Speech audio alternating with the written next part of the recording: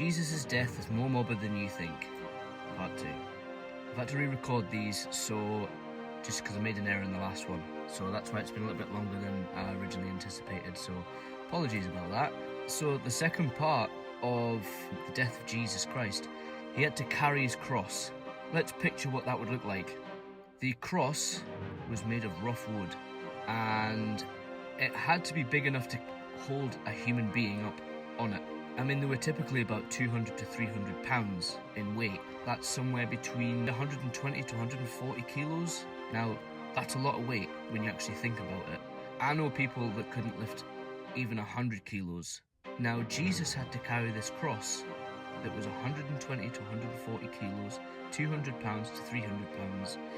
He had to carry that for 3 miles, all the way from Jerusalem to the place of the skull. So he was beaten half to death and he was bleeding profusely.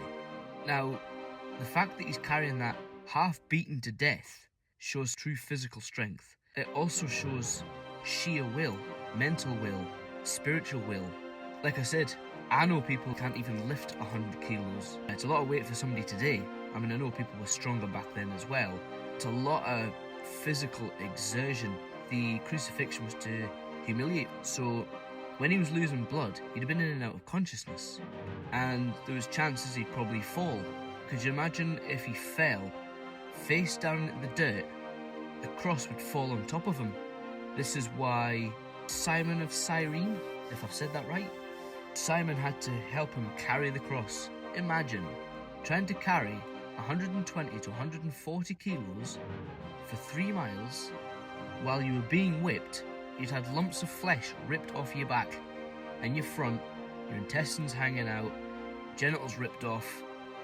Imagine being in that state and you trying to complete that. It's unfathomable.